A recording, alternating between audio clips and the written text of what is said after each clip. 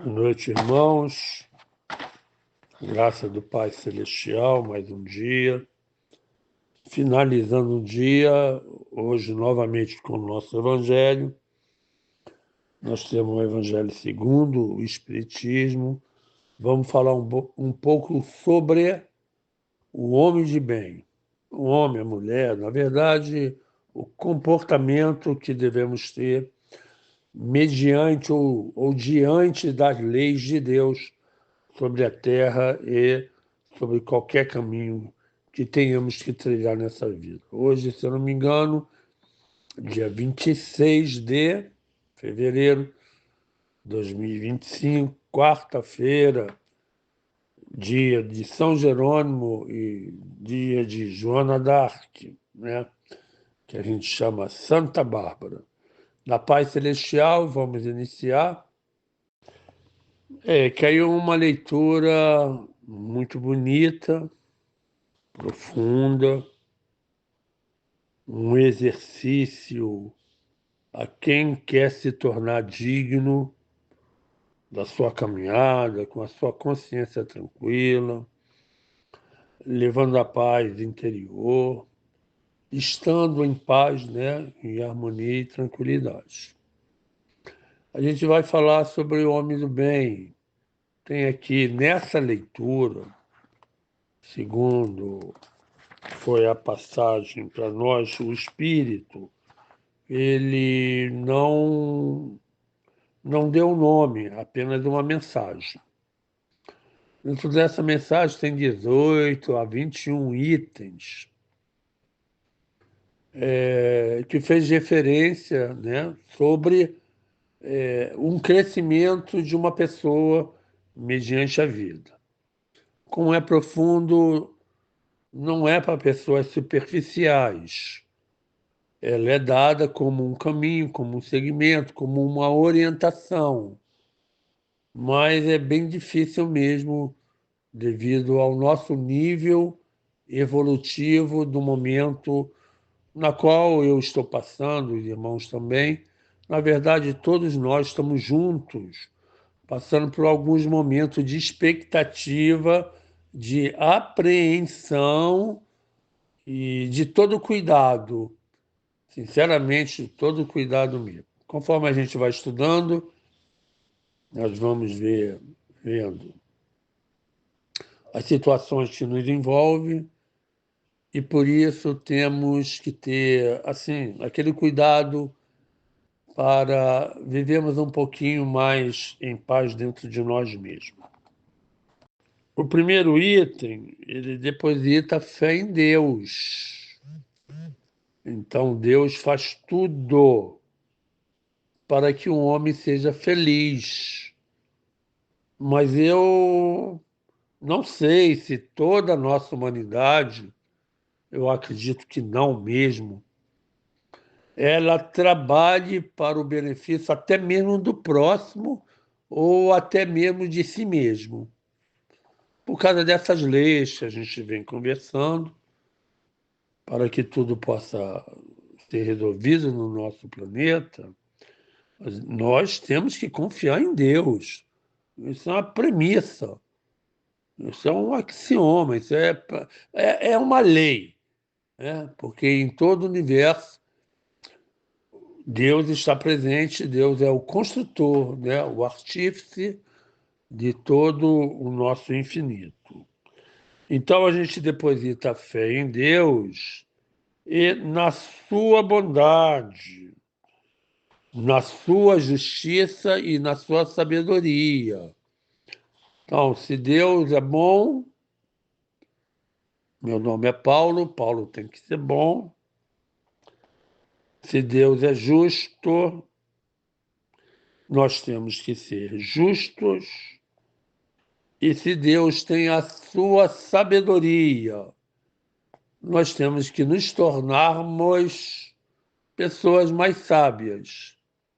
Aí isso é de cada um, isso é para cada um.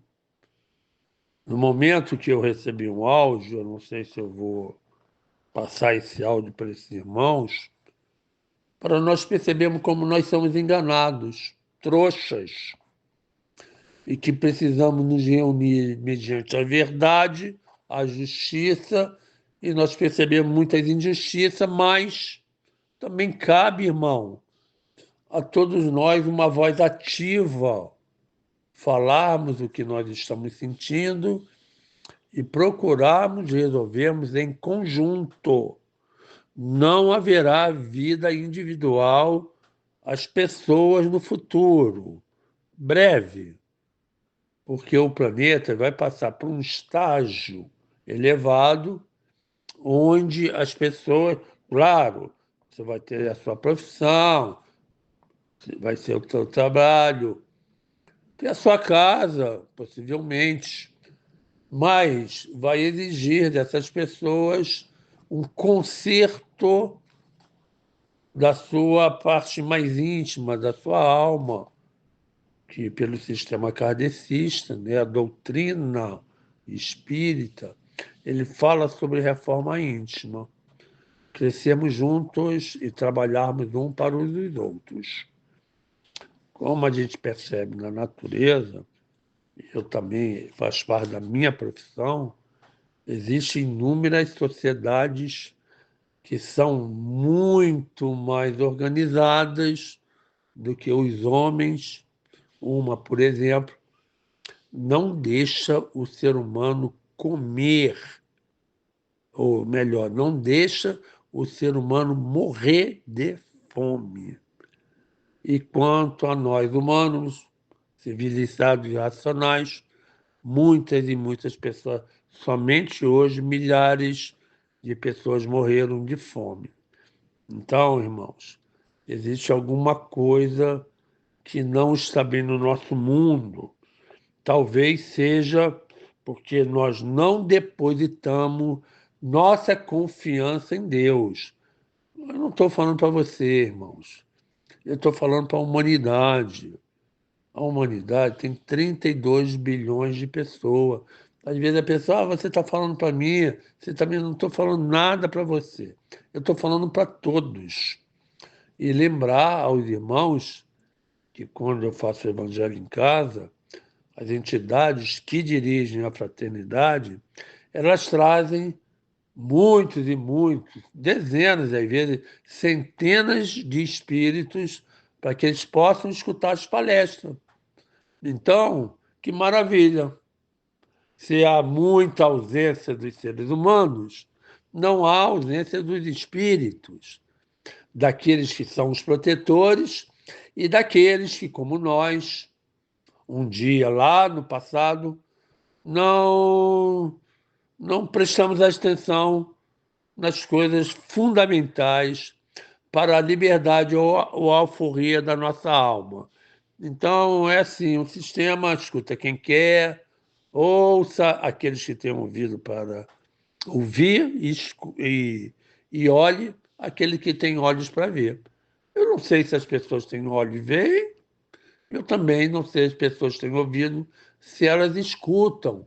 Então, primeiro, não mandamento, mas uma mensagem de orientação, vamos depositar a nossa confiança em Deus. Esse homem bom, ele tem que ter fé no futuro, mas não é só um futuro que vá até 50, 80, 100 anos ou mais, é um futuro mesmo, né? Ou seja, nós trabalhamos com a reencarnação. Então nós sempre estamos no futuro. Tudo aquilo que nós pensamos, nós estamos construindo o nosso futuro, no sentido de plantar para depois colher, ou nós somos responsáveis pelos fios do nosso destino. Então, razão porque coloca os seus bens espirituais acima dos bens temporários. Aí aqui é uma guerra, né? O que a gente vai fazer se uma grande maioria dos seres humanos, mesmo acreditando lá em Deus, né? Que todo mundo acredita em Deus, mas tem fé no futuro, ele precisa se organizar no dia de hoje não é? E aí está uma outra premissa importantíssima. Tem que colocar os bens espirituais acima dos bens materiais. Porque isso, bem material, acaba na hora do nosso desenlace. Os bens espirituais, eles continuam. Se o nosso coração estiver vazio ou não, isso é de responsabilidade de cada um. Esse homem sabe que todas as vicissitudes ou alternativas da vida dele, da sua família, onde o planeta que escutou, de nasceu, todas as suas dores, todas as decepções são provas ou expiações, são coisas diferentes, e as aceita sem murmurar. 2004, o povo japonês sofreu um terremoto, né, Fukushima, e um maremoto, onde morreram milhares de pessoas. Segundo aquela civilização e as notícias que chegaram aqui, ninguém reclamou da vontade de Deus. Sempre eles reconstroem, sempre são positivos, sempre confiam em Deus. E evitam ao máximo reclamar. Já é muito, mas muito diferente do brasileiro, né? Nós reclamamos por tudo. Uma dorzinha, uma dificuldade, um acordar mais cedo, fazer uma obrigação a mais, até ajudar para alguém a gente reclama, né? Então, é difícil mesmo, irmãos.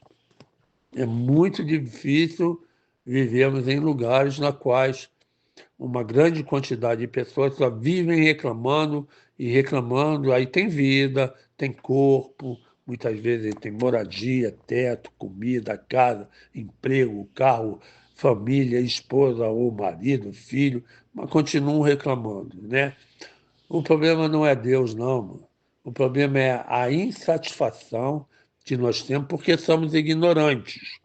Então, se todas essas alternativas, né, que são as provas que nós passamos e as expiações que nós temos que viver, é uma prova da existência de Deus e também é uma prova que nós escolhemos essas provas ou expiações. Não há ninguém responsável, não, irmãos. Somos nós que escolhemos essas vicissitudes ou essas alternativas, sabe para quê? Para aprender e para evoluir. Então é bem difícil mesmo nós encontrarmos pessoas de alguma forma na qual o pensamento é totalmente ao contrário. Só que o espiritismo ele não vai provar, ele não vai ficar exigindo das pessoas, né? Inclusive porque é uma das menores religiões do mundo, é o espiritismo. Então, nós não temos força. Então, no nosso mundo, poucos são espíritas. E dentro desses espíritas, que acreditam, por exemplo, na reencarnação, né, poucas pessoas também, diminuindo a quantidade de pessoas, elas são aquelas que confiam plenamente mesmo, né? É isso, irmãos. Quando elas estão possuídas do sentimento de caridade e de amor, duas bases espíritas. Esse amor ao próximo, porque faz o bem pelo bem, sem esperar alguma recompensa, irmãos. Retribui o mal com o bem, toma a defesa do fraco contra o forte e sacrifica sempre os seus interesses à justiça divina. Então, a orientação é de base profunda, ou seja, a pessoa tem que ter um sentimento de caridade e de amor. Esse faz a parte exclusivamente em nome de bem. Esse amor, ele tem que ser levado ao próximo. Ele faz o bem pelo bem, ele não quer saber de nada. Ele simplesmente quer saber de fazer o bem. mas também não espera uma recompensa de Deus na sua vida. Ele está ali conscientemente que tem que fazer um bem. Nesse sentido, já não é mais caridade. Ele faz um dever cristão. Ele sabe, nós sabemos, irmãos, que nós temos que ajudar os nossos irmãos e nossos semelhantes. Mas eu não sei por que a gente não ajuda, né? Aí pode ser a ignorância, pode ser a obsessão, pode ser os espíritos perturbadores, pode ser que os amigos não falem com a gente, né?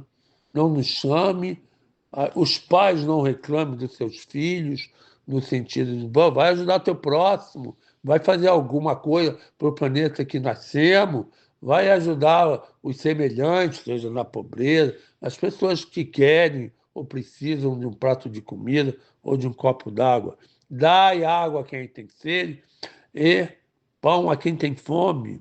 Ao fazeres isso, lembra-te, Deus falando, Jesus falando, que não fazem a eles, fazem a mim. Então, quando nós fazemos um ato, nós ferimos ou não a Deus, nós ajudamos ou não a Deus. Então, é possuído do sentimento de caridade e também de amor. Esse homem de bem sempre encontra felicidade no bem que ele espalha. Isso é uma verdade, irmãos.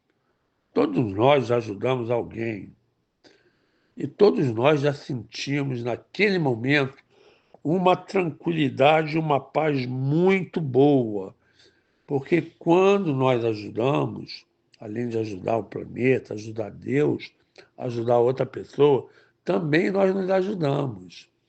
A força que recebemos é proporcional àquela que nós damos. Então, é isso. Quanto mais eu dou, mais eu recebo. Só que nós não devemos cobrar a Deus o dia do pagamento dele para conosco. Nós temos que deixar esse livre para que Deus, Todo-Poderoso e Justo, Ele dê, se merecemos, a nossa cota ou a nossa participação. E tem outra coisa, nós não devemos ficar espalhando por aí que nós estamos ajudando o nosso próximo e semelhante. Não saiba a vossa mão o que a outra doa.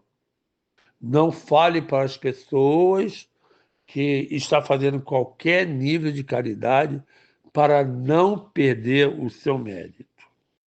O homem de bem é simplesmente bom.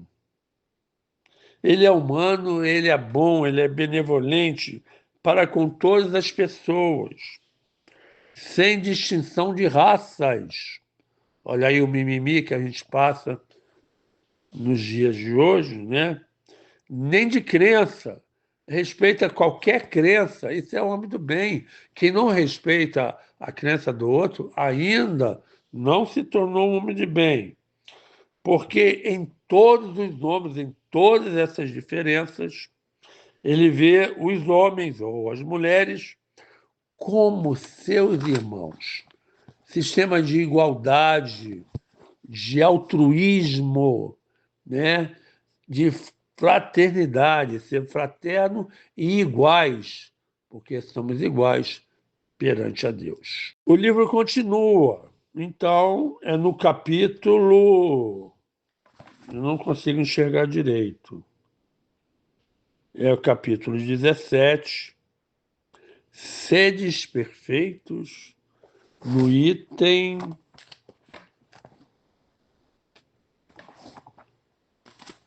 Difícil esse livro. No item número 3. Eu vou parar por aqui, porque tem poucas pessoas, ou quase ninguém, né? Que talvez tenham tido seus problemas, não puderam estar reunidos. Amanhã de manhã eu vou postar um vídeo, ou melhor, um áudio, que eu recebi da saúde pública dos hospitais, para percebermos que as coisas não estão tão boas quanto nós estamos imaginando.